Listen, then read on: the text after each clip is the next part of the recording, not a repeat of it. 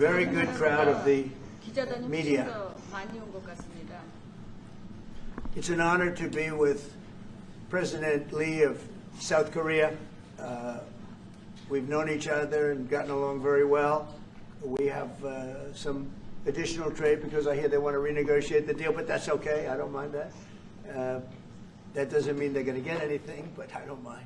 But we're going to have some very serious discussions about different things, including trade, where we do a lot of trade with South Korea, as you know.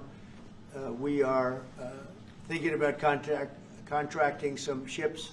They build them very well in South Korea. They're also thinking about coming to our country with some shipyards to start us on the process of building ships again. You know, at World War II, we'd build a ship a day. And today we don't build ships anymore, which is ridiculous. We're going to start that again. But we were like you. We were building ships all the time for everybody. And presidents and people allowed that to slip by. And now we buy ships, but we're going to be buying ships from South Korea, but we're also going to have them make ships here with our people, using our people. And we're going to go back into the shipbuilding business again, because really, essentially, we don't build ships anymore, which is ridiculous how that ever happened. But we were the best at it, and you can take a look at World War II in particular, where we were doing virtually a ship a day. And it's hard to believe these were tankers and different kinds of ships, but we were very active. And you see a lot of those shipyards sitting there idle, but they're not so idle anymore. And you're going to come in also, and you're going to be doing a lot of ships in this country, so I look forward to that. But we have a lot of other trade things. They're a big purchaser of our military equipment. We make the best military equipment in the world, and you saw that recently with take a look at what we did with the B-2 bomber, which you have one right there. They gave that to me. I guess the company gave that to me. The B-2 bomber was so successful in what took place in the little excursion that we made, 36 hours, and it wiped out nobody's ever seen anything like it. 36 hours back and forth.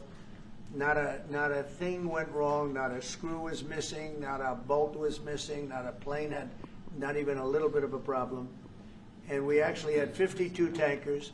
We had many planes, but you know, you looked at the B-2, the way they handled that. Every single bomb hit its target. So they understand that. We make the best military equipment in the world, and South Korea is a big buyer of military equipment.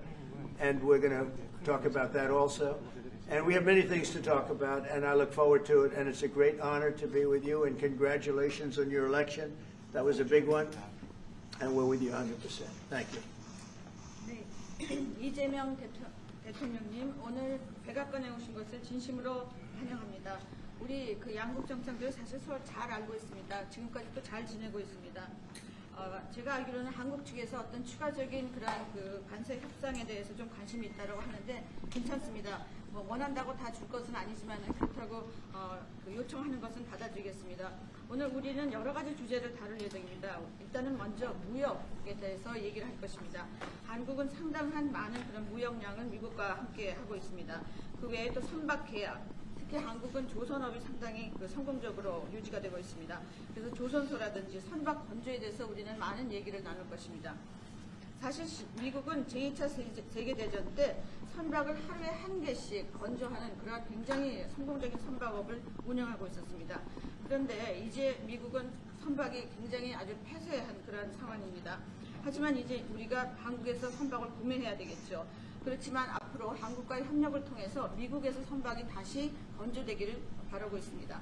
그럼으로써 또 미국의 조선업을 한국과 협력해서 부흥하는 그러한 기회를 갖게 되기 바랍니다. 아까도 말씀드렸습니다만 제2차 세계대전 때 미국은 하루에 한 개 선박을 건조하였습니다. 그렇지만 지금 미국의 조선소는 상당히 황폐해져 있는 상황입니다. 그렇지만 한국이 와서 우리가 함께 재건하기 바랍니다. 또 하나 우리가 의논해야 될 일은 군사장비 구매에 대한 것입니다. 미국은 세계 최고의 군사장비를 만듭니다. B-2 버머 같은 것은 보셨겠지만 굉장히 성공적이었습니다. 이번에 최근에 그런 작전에서 이 B-2 버머가 왕복 36시간을 비행을 했는데 전혀 아무런 문제 없이 임무를 마치고 성공적으로 다시 돌아온 것입니다. 거기에는 또 52개의 탱커도 들어갔습니다. 하지만 어쨌든 그 버머라든지 추격기 최고의 군사장비를 가지고 있습니다. 한국이 이러한 미국의 아주 뛰어난 군사장비를 많이 구매할 것을 기대하고 있습니다. 오늘 다시 한번 이재명 대통령을 백악관에 모시게 된 것을 매우 영광으로 생각합니다. 그리고 그 전에 아주 선거에 이긴 것을 다시 한번 축하드립니다. 감사합니다. 네, 대통령님 감사드립니다. 이렇게 시간을 내주셔서 우리 대한민국 국민을 대표해서 감사 말씀을 드리면서 우리 대통령께서 이 오벌 오피스를 새로 꾸미고 있다는데 정말로 밝고 황금색으로 빛나는 게 정말 보기 좋습니다. 품격이 아주 있어 보이고 미국의 새로운 번영을 상징하는 것 같습니다. Mr. President, let me begin by thanking you on behalf of the Korean people. I would like to thank you for giving your time for today's meeting. And I heard that you recently redecorated the Oval Office, and I would like to say that it looks very bright and beautiful, and it has the dignity of America, and it symbolizes the new future and prosperity of America. 미국을 다시 위대하게 만드는 것이 우리 대통령님의 꿈인데 미국이 다시 위대하게 변하고 있는 것 같고 그게 다우존스 지수에서도 그게 나타나는 것 같습니다. 제가 보니까 사상 최고치를 경신하고 있던데 오늘은 잠깐 조정되고 있지만 아주 훌륭하게 미국이 다시 위대해지고 있는 것 같습니다. I believe that making America great again is your goal, and I believe that that is what is currently taking place in America. And I think the most symbolic thing of that is the Dow Jones Index, which reached a record high recently, although it went down a bit, but it reached a record high. And so I think that America is becoming great again.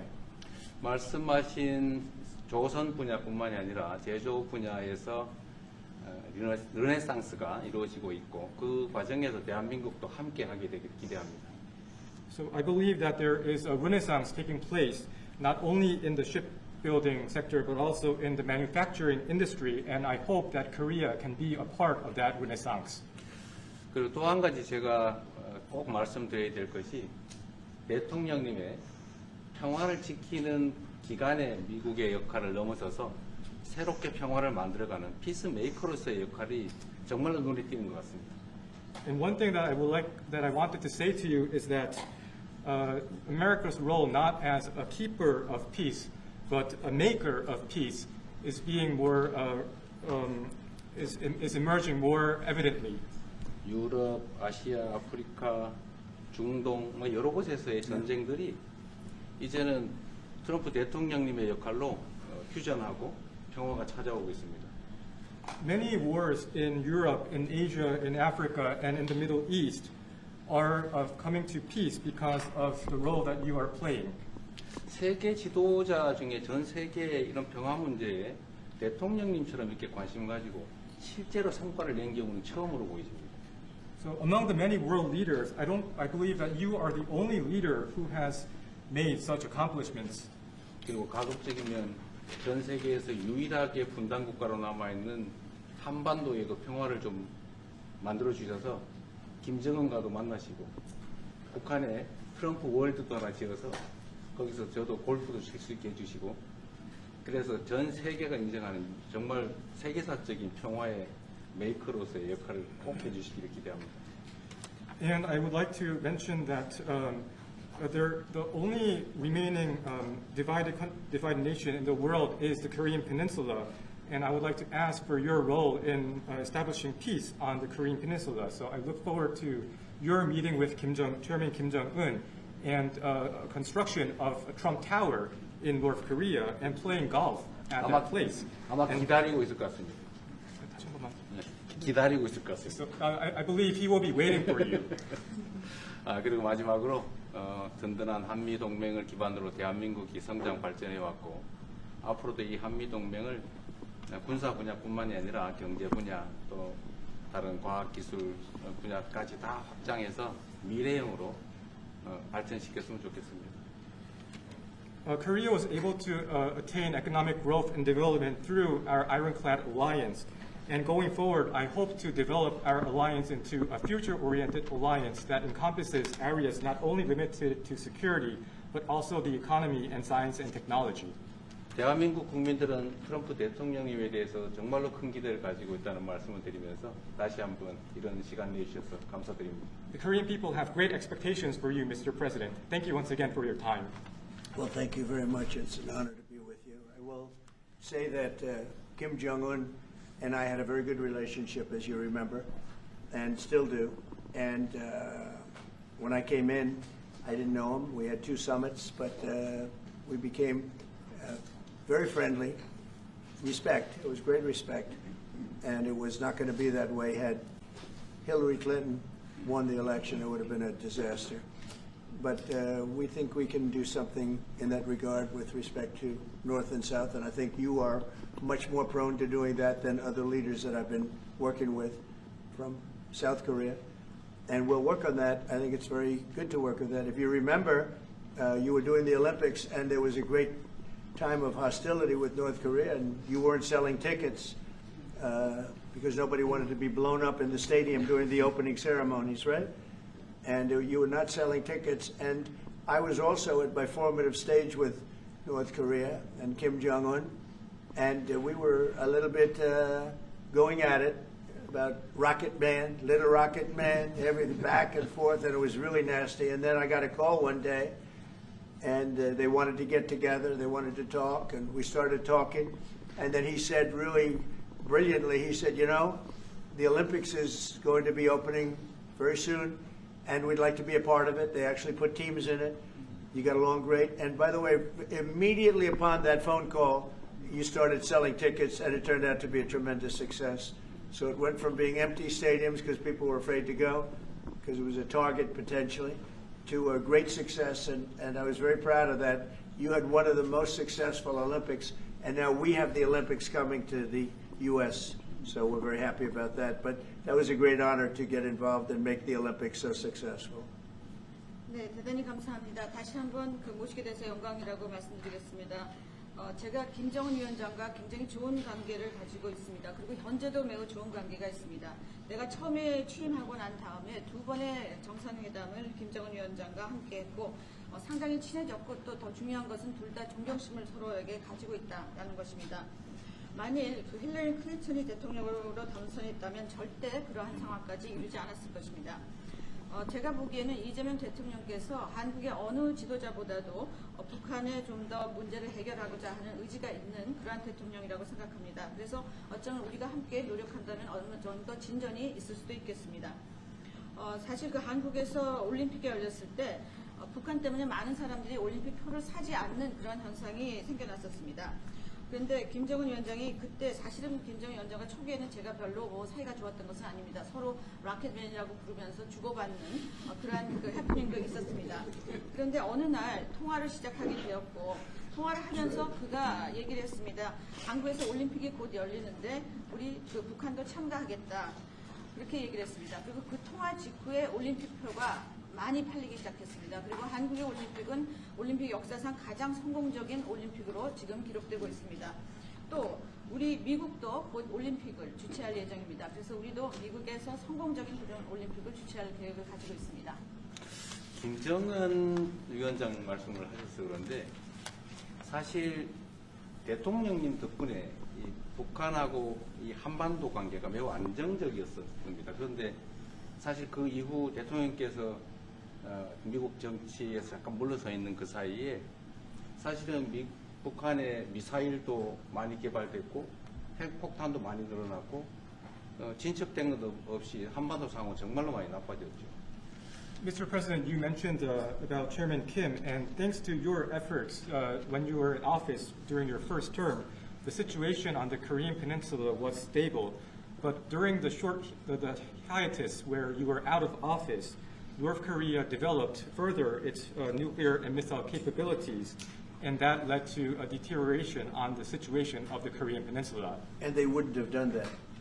They would not have done that if I were president. That was not going to 만약에 happen. 대통령이 당선되었다면 그런 일이 일어나지 않았을 것입니다. 전적으로 공감합니다. I completely agree with you. 그래서 지금 얼마 전에 김여정이 미국과 저를 비난하는 발언을 할 때도 대통령과 김정은 위원장의 특별한 관계에 대해서는 의심하지 않는다 이런 표현을 했습니다. 기다리고 있다는 뜻으로 보여졌습니다.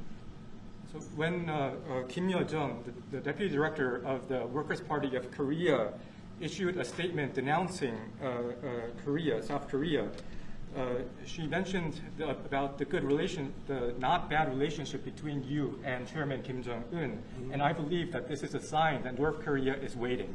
한반도의 평화의 새 길을 꼭 열어주시기 바랍니다. So I hope that you will usher in a new era of peace on the Korean Peninsula. I will do that, and we'll have talks. He'd like to meet with me.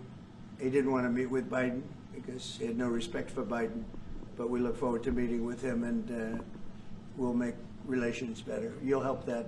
You had a lot of leaders. I've gone through a lot of leaders in South Korea. You know, it's been quick. You'll be there for a long time.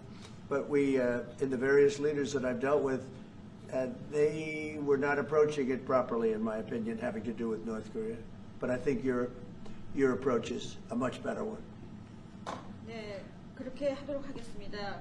김 위원장이 바이든 전 대통령을 만나고 싶죠 하지는 않았지만 말은 만나고 싶어 할 것 같습니다. 그래서 그런 그 시도를 하겠고요. 내가 한국의 지도자들을 여러 번을 만나봤는데 제 개인적인 생각으로는 대북 정책이 그렇게 적절하지 않지 않았나 하는 생각이 듭니다. 그래서 이 대통령께서 그 적절한 대북 정책을 통해서 좀 더 그 진전이 있었으면 하는 생각입니다. 저의 관여로 남북 관계가 잘 개선되기 쉽지 않은 상태인데 실제로 이 문제를 풀 수 있는 유일한 인물이 트럼프 대통령이십니다. So resolving this issue through my engagement is not an easy thing.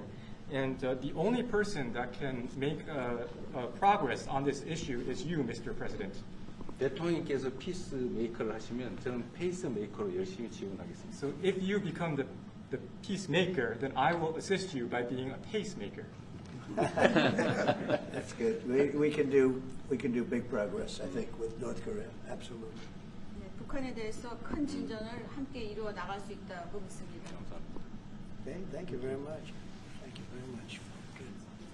Good job. Okay, questions, please? Mr. President, when you met with Russian President Vladimir Putin, how soon did he say that he wanted to sit down with Ukrainian President Zelensky? Russia, as of now, says there's no meeting on the books and no agenda is set. Well, that's going to be up to them. It takes two to tango, I always say it. And they should meet, I think, before I have a meeting and probably close the deal. But I think it's appropriate they meet. They do not exactly get along well, as you can understand. And I'm sure it's a meeting that perhaps he didn't like. But he wasn't happy about coming to the United States either. That was a big concession, and I appreciate the fact that he did. You know, I've always had a very good relationship, despite a fake Russia haunt that we had. But we've always had a great relationship, very good relationship, strong relationship with Russia. That's a good thing, not a bad thing, by the way. That's a very good thing. And it's good to get along with Kim Jong-un, and it's good to get along with everybody, including President Lee. It's good to get along, and I get along with the foreign leaders. You see that with the biggest group of foreign leaders that we've ever had. Don't forget the European Union was here also representing a large group of countries just recently. So I believe that we're going to get that war straightened out. We're going to get it done. I don't know that they'll meet. Maybe they will. Maybe they won't. They'd like me to be at the meeting. I said, you guys ought to work it out. It's between you. It's not us. Now, in the meantime, we're not spending any money on, as you know, on Ukraine. We're selling military equipment to NATO. NATO now is taking in, excuse me, NATO now is taking in a large amount of money from the countries. They're taking in 5% of GDP versus 2%. They're paying the 5%. They never paid the 2%, most of them, or a lot of them. NATO has a lot of money. We are selling military equipment to NATO at full price. And NATO's distributing that equipment to wherever they are, I mean, perhaps to Ukraine. So NATO's working with Ukraine. Biden was giving hundreds of billions of dollars, just willy-nilly, just giving money. He had no idea where it was going. It was terrible what was happening. So we're not involved anymore in terms of the cost. We're in for $350 billion. As you know, I also got the rare earth deal done with Ukraine, which was worth much more than the $350 billion.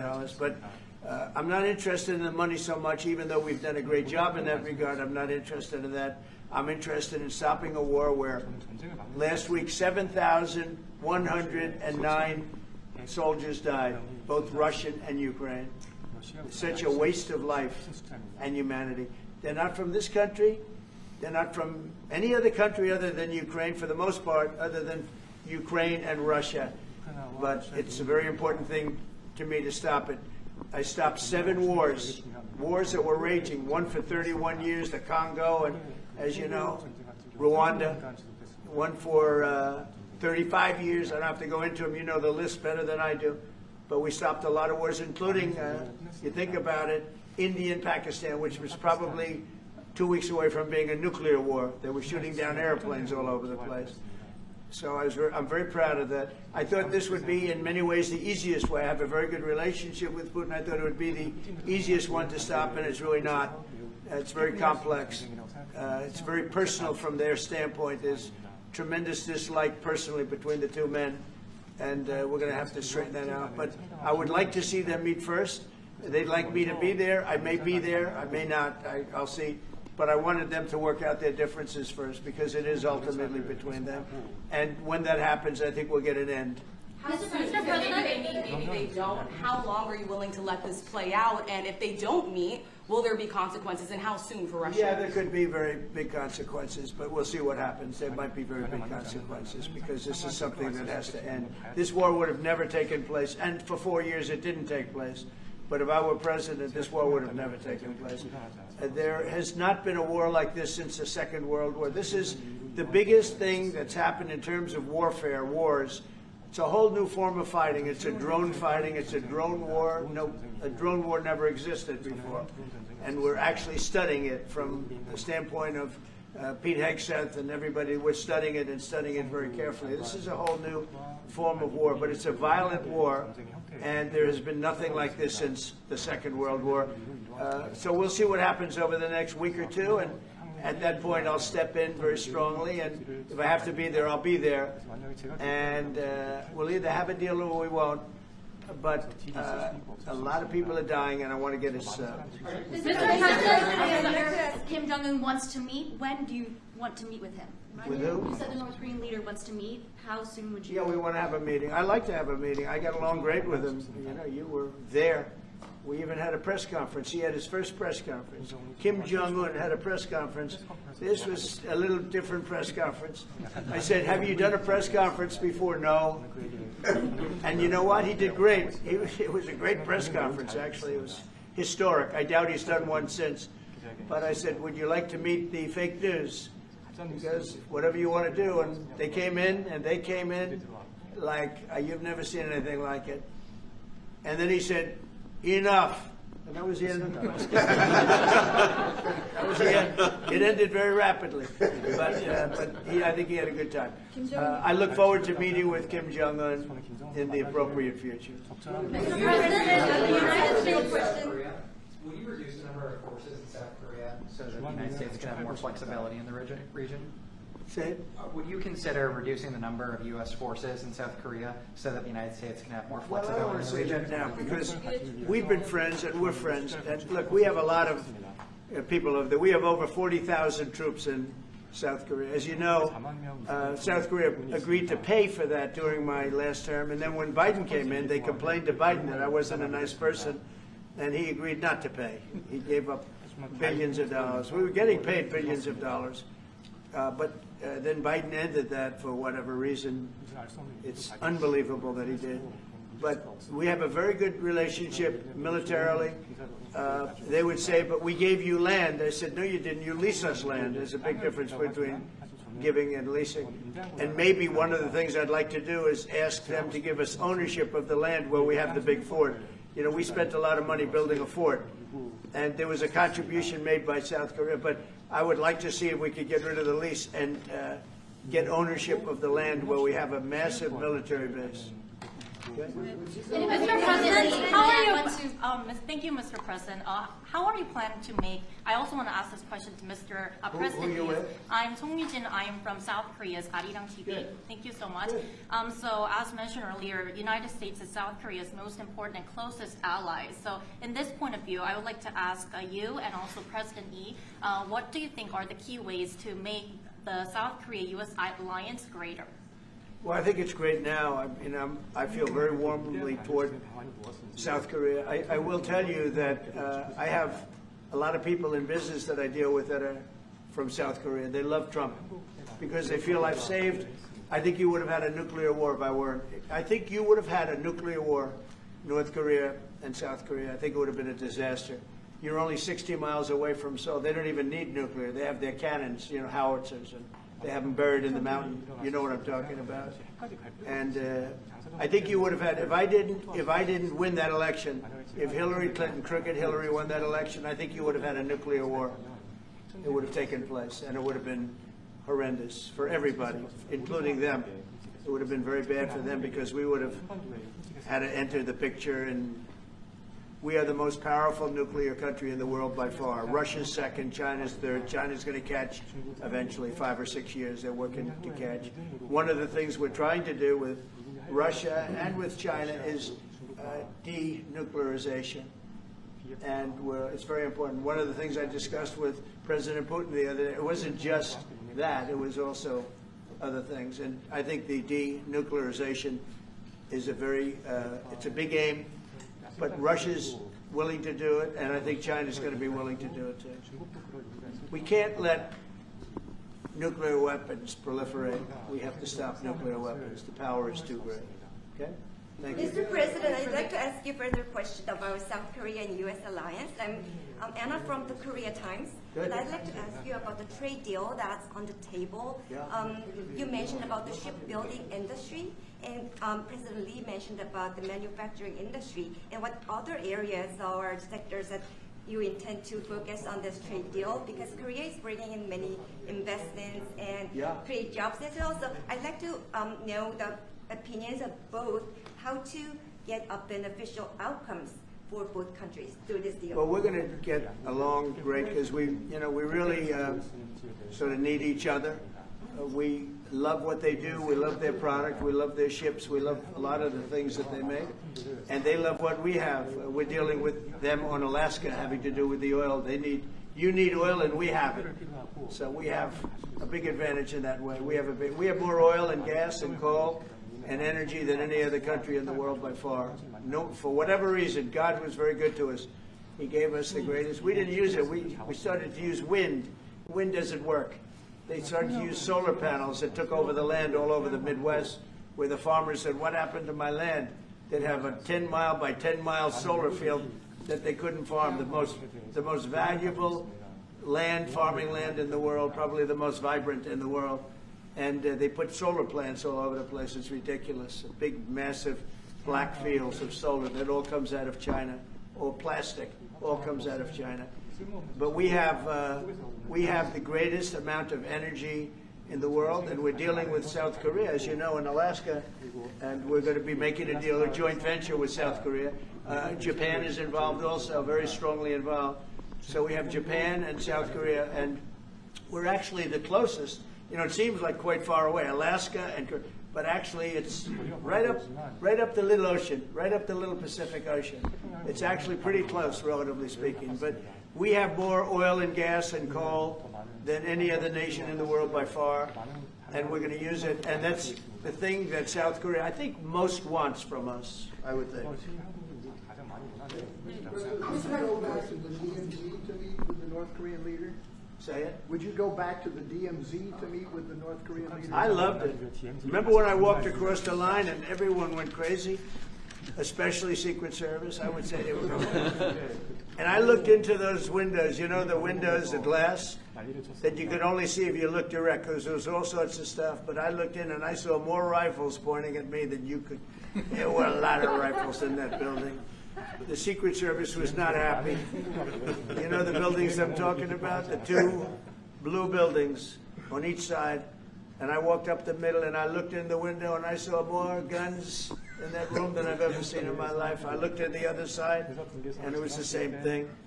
And yet I felt safe. I felt safe because I have a great relationship with Kim Jong-un. I hope it stays that way. I think it will.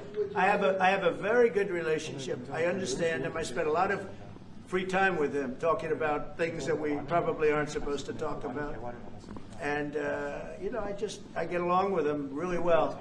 I think he has a country of great potential, tremendous potential. Is it possible to meet him this year or maybe next year? Well, I'm meeting a lot of people. I mean, it's hard to say that, but I'd like to meet him this year. President Xi would like me to come to China. It's a very important relationship. As you know, we're taking a lot of money in from China because of the tariffs and the different things, and it's a very important relationship. We're going to get along good with China. I hear so many stories about we're not going to allow their students, or we're going to allow their students to come in. We're going to allow, it's very important, 600,000 students. It's very important. But we're going to get along with China. But it's a different relationship that we have now with China. It's a much better relationship economically than it was before. With Biden, boy, what he allowed that, I mean, they just took him to the cleaners. You know the expression? They took him to the cleaners. I'm sure they have an equal expression in South Korea, but they took that guy out for a ride like nobody's ever been ridden before. Terrible. But we have a very strong relationship, Howard, I would say, economically with China now, getting much better. They have to give us magnets. If they don't give us magnets, then we have to charge them 200% tariff or something, you know. But we're not going to have a problem, I don't think, with that. I think that's perhaps behind us. You know, China intelligently went and they sort of took a monopoly of the world's magnets. And nobody needed magnets until they convinced everybody 20 years ago, let's all do magnets. There were many other ways that the world could have gone. But so it'll take us probably a year to have them. We're heavy into the world of magnets now, only from a national security standpoint. But we have a powerful thing. It's airplane parts. They have many Boeing jets. You know, they had 200 jets that didn't fly.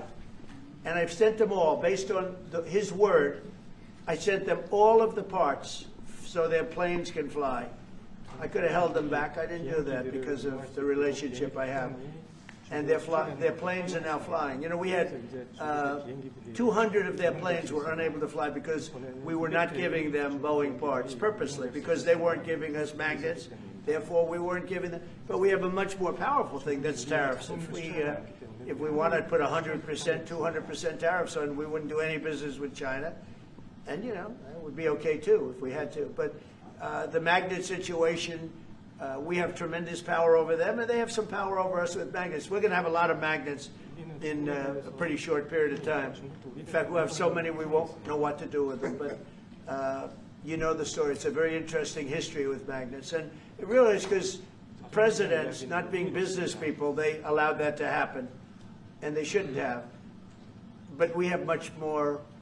I mean, look, in terms of playing the cards, we have much bigger and better cards than they do.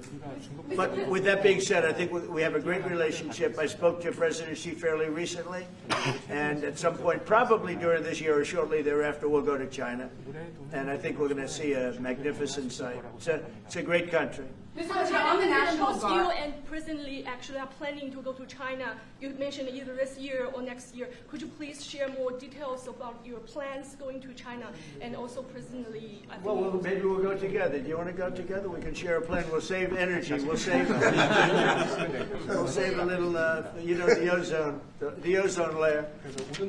Remember President Obama used to talk about the ozone layer, and then he'd fly to Hawaii to play around the golf in a 747. Mr. President, on Would the you National accept the invitation, Mr. Lee?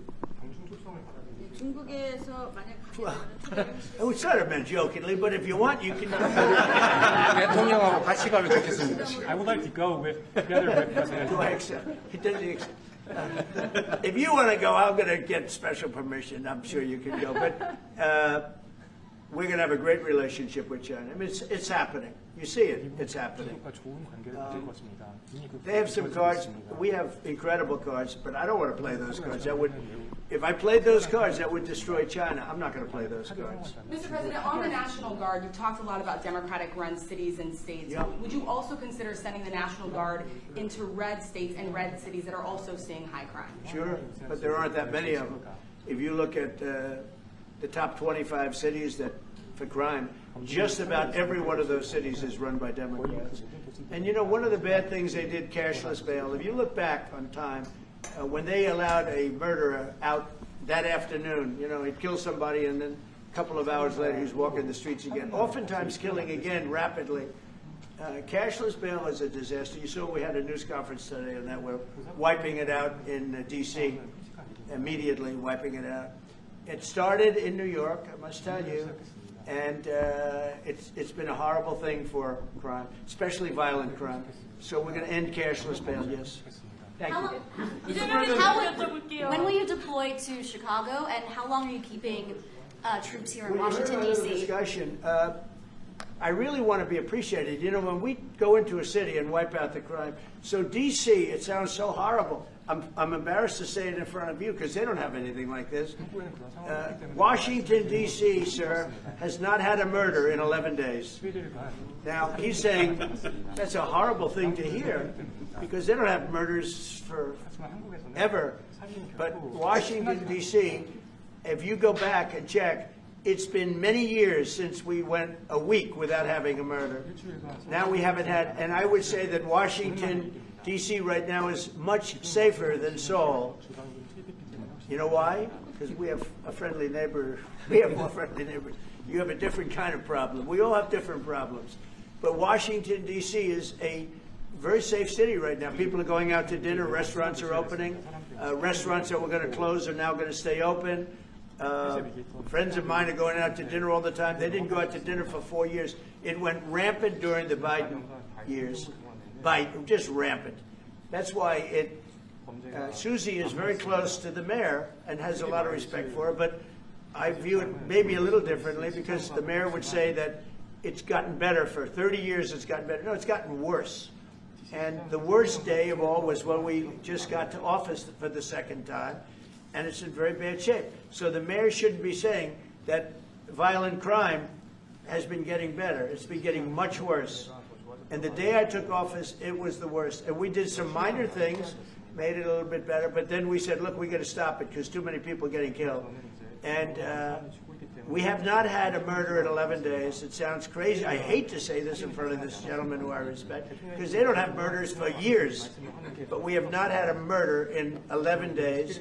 And that's going to go on for a long time. And there will be, I guess, it'll happen a little bit, but we have a very safe city. This is one of the safer cities right now in the country.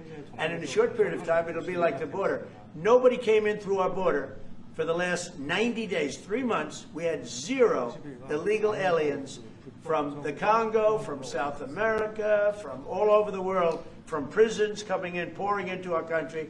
Nobody, not one person, and this is done by a liberal group, a liberal think tank. They do the work. Not one person has come into our country. Think of that. It's been amazing. And I didn't have to go back to Congress and ask. Biden could have done this by himself. I did. I said, close the borders. We had the great Tom Homan. We had Christie, as you know, Christie Noem, who did a fantastic job. She's doing a fantastic job. Pete Hegseth has been incredible with the, as I call it, the Department of War. You know, we call it the Department of Defense, but between us, I think we're going to change the name. You want to know the truth? I think we're going to have some information on that maybe soon, but I think because, you know, Department of Defense, we won the World War I, World War II. It was called the Department of War. And to me, that's really what it is. Its defense is a part of that. But I have a feeling we're going to be changing. I'm talking to the people. Everybody likes that. We had an unbelievable history of victory when it was Department of War. Then we changed it to Department of Defense. So that's a little thing, has nothing to do with your country, but it's something that I think you're going to be hearing about or seeing about over the next couple of weeks. Probably that change is going to be made over the next week or so. Are there two Koreas, North and South, or is there one Korea waiting to be unified? Well, I know it is 2 Koreas. I mean, you know, there was one Korea. It was a very large country and a very powerful country. And it was a country that went to war with China. President Xi explained it. Went to war with China many times over the last 2,000 years. You had many, I think he told me 51 times. So I remember I went to President Xi and said, you know, we're having a problem with North Korea. Straighten it out, would you please? He said, well, we have been to war with them. And I think he said 51 times. But at that time, it was the whole of Korea. It wasn't, you know, North and South. And after he explained it, I said, all right, not going to be that easy. I guess you're right. But, you know, you had one Korea, and it was a very big, powerful nation. Now you have 2 big, powerful nations, but you have essentially a wall in between. Mr. President, can you elaborate good comments, the post and comments you made on South Korea early this morning, like raids on churches, going into U.S. military base, purge, revolution. How do you think about it? 이재명 대통령께도 질문드리겠는데요. 저희가 이제 빛의 혁명이나 이게 내란 사태 극복하는 과정에서 이런 이제 Right, I heard from Intel. 그 부분 설명해 주시면 좋을 것 같아요. I heard from Intel that there was a raid on churches. We're going to talk about that later. I haven't spoken about it yet, but when we meet, and that would be too bad if that's the case. But I did hear that from Intel, that there was a raid on churches, closing some churches. So we'll talk about that later. I could ask you now if you want. Mr. President, what conversation? Wait a minute, if you'd like, because it didn't sound to me like South Korea. 뭐 간단하게 말씀을 드리면 지금 대한민국은 아시는 것처럼 친위 쿠데타로 인한 혼란이 이제 극복된 지 얼마 안 된 상태고 그 내란 상황에 대한 국회가 임명하는 국회가 주도하는 특검에 의해서 사실 조사가 진행 중입니다. 물론 저의 통제하에 있지는 않지만 하여튼 대한민국 검찰이 하는 일은 팩트 확인, 팩트 체크인데 미군을 직접 수사한 게 아니고 그 부대 안에 있는 한국군의 통제 시스템이 어떻게 작동했나를 확인한 것 같습니다. 나중에 좀 더 자세히 설명을 드리도록 하겠습니다. So it hasn't been long since Korea has overcame the political turmoil following the self coup by the former president. Currently, there is a fact-finding investigation by a special prosecutor that was appointed by the National Assembly. And this special prosecutor... Is his name Deranged Jack Smith by any chance? They took him from our country. They put Deranged Jack. He's a deranged, sick individual. But go ahead. Go ahead, please. I'm only kidding. Maybe I'm not. And that special prosecutor is not under my control. And so the special prosecutor is conducting a fact-finding investigation. And I would like to explain about what you said about U.S. bases. They did not conduct a search and seizure of American bases, but they looked into the chain of command and the control system of the Korean military. Right. And I would be happy to That's okay. explain about this more in detail I'm sure it's during our lunch meeting. I am sure it's a misunderstanding, but there is a rumor going around about churches, raiding churches. So we'll talk. I'm sure that's going to be worked out fine. Yeah, please go ahead. Mr. President, what conversations have you had with Israeli Prime Minister Benjamin Netanyahu about what is going on in Gaza? There was a UN-backed report that said there was a famine in Gaza. Based on what you know and what you've been briefed on, do you agree with that? So, I deal with Bibi Netanyahu quite a bit, and we had great success, obviously, in Iran. We knocked out their nuclear threat. That would have been a horror show having them have a nuclear weapon. They would have used it, too. We did very well there. Right now, they're talking about Gaza City. There's always talking about something. At some point, it's going to get settled. And I'm saying you better get it settled soon. You have to get it settled soon. And that means, nobody can forget October 7th. People forget October 7th. That was one of the most brutal. I've seen some terrible things, some brutal things. That was about as bad as it gets. And nobody can forget that. With that being said, it's got to get over with. It's got to get over with because between the hunger and all of the other problems, worse than hunger, death, pure death, people being killed. And, I'm the one that brought back the hostages, and I did it with that gentleman right there, Steve Witkoff, and with Marco. All of us, the whole team, we worked together. Even the trade people worked on it with us. And we brought back a lot of the hostages. Now we're left with, would you say 20, Steve, or would you say it's less than 20? I hope it's 20. He hopes it's 20 because some could be dead. That's what he means, I assume. Yes. So we have 20, but there's rumors that some could be dead. It's a terrible situation over there, terrible, terrible situation. But it's coming to a head. It's coming to an end.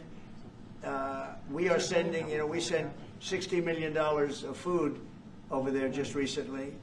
And I don't even know if people know it. We distributed ourselves. We're giving a lot of food, spending a lot of money on food, getting it over there. We have a lot of food. We have a lot of oil, and we have the greatest farmers in the world. So we have a lot of food, but we're sending a lot of it over to Gaza, and we're feeding a lot of people. But with all of that being said, it's a lot of people to feed.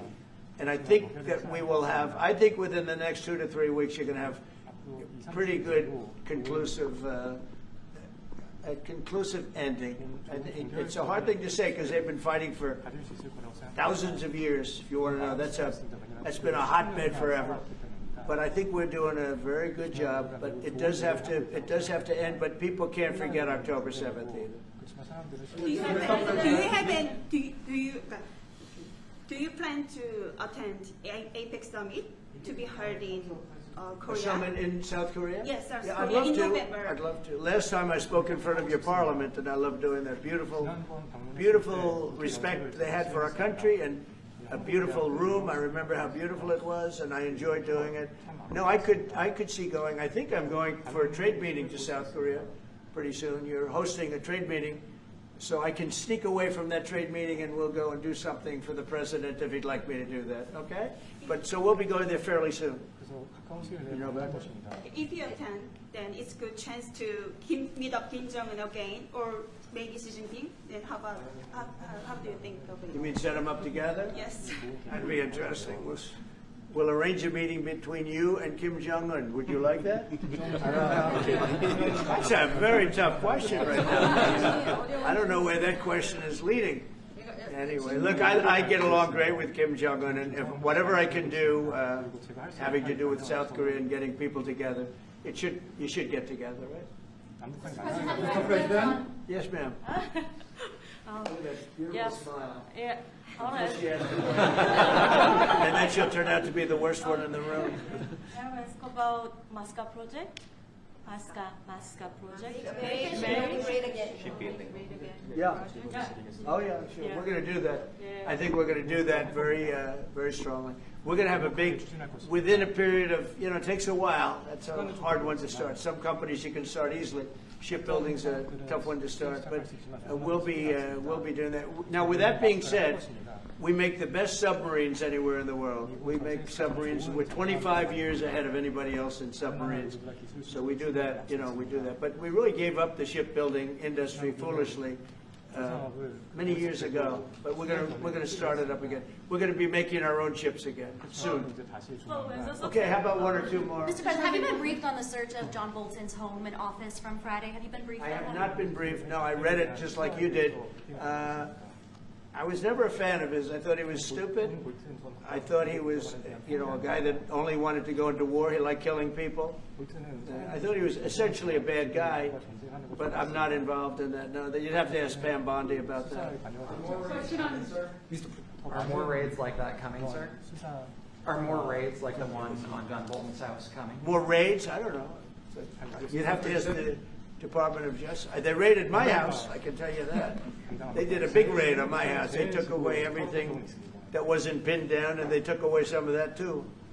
No, they raided Mar-a-Lago. They started that.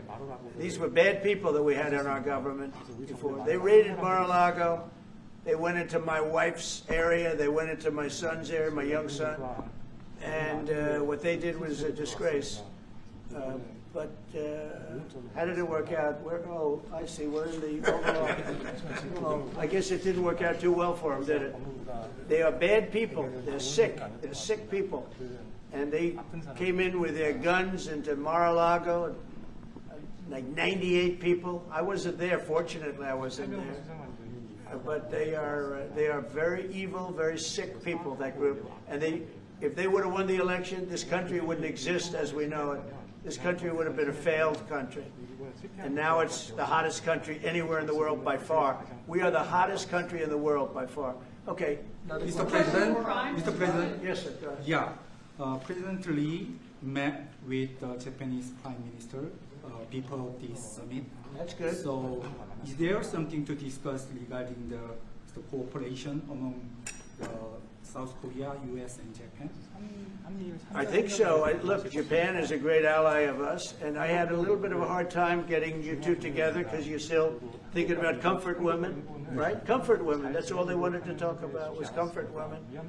And I thought that was settled a few times over the decades.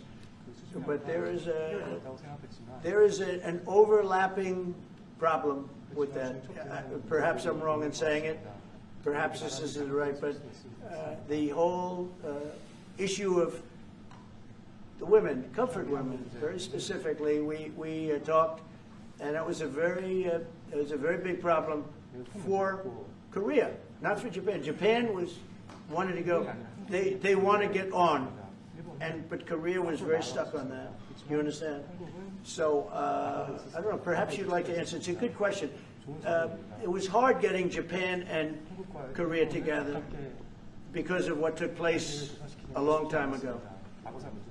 But Japan wants to do it, I can say. Korea is a little bit more tenuous, please.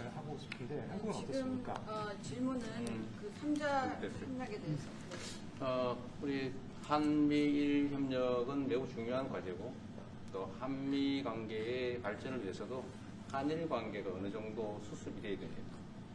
So trilateral cooperation among Korea, the U.S., and Japan is very important, and better Korea-Japan relations is also important for the Korea-U.S. relationship as well. 그래서 대통령께서 한미일 협력을 매우 중시하고 계시기 때문에 제가 대통령을 뵙기 전에 미리 일본과 만나서 대통령께서 걱정하실 문제를 다 미리 정리했다 이렇게 생각해 주시면 좋겠습니다. Because I know that President Trump, that you put emphasis on trilateral cooperation, Right. I made a visit to Japan before coming to the U.S. to settle the difficult issues that we have. Good. Well, Japan wants to get along very well with you. And I find them to be great people, great country, obviously. And they want very much to get along with South Korea. And you have something in common, you know, you want to solve the North Korea problem. But Japan very much wants to get along with you, and I'm sure they will. I find the people that I deal with to be wonderful people, actually, as I do with you. 이번에 일본에 가서 이시바 총리를 만났을 때 그 전에 우리가 가지고 있던 여러 장애 요소들이 많이 제거됐다는 생각이 듭니다. So when I visited Japan and met with Prime Minister Ishiba, I realized that many of the obstacles that existed between our two countries have now been removed. True. During my term. We removed them during my term. There was an overlay a little bit, but we removed many of those obstacles during my term. And, you know, if you look at Prime Minister Abe, who was a great man, he was a great friend of mine, and he was assassinated. But he felt very warmly toward your country, I can tell you that. And the current Prime Minister, who I've gotten to know very well, feels the same way. So I think you're going to have a great relationship with Japan. Steve, go ahead. Just to close the loop on Gaza, is there a diplomatic push underway to try to get all this to end? Oh, there's a diplomatic push. No, is there? There has been, yeah, sure. Right now, Steve, I would say very serious diplomatic push. Marco or Steve? Marco, do you want to answer that first? Yeah, it's never stopped. We've always looked to find a solution there. Ultimately, as the president said, we want it to end. It has to end with no Hamas. Steve, where are we? I would say that we wouldn't be anywhere but for the president's truth last week, which was a statement to Hamas that they better get their act together and get to the peace table. But for that, it would have been all stalled. So, as usual, he is the man who moves it. Thank you. Thank you very much, everybody. Thank you guys. Thank you guys. Thank you guys. Thank you guys. Thank you guys.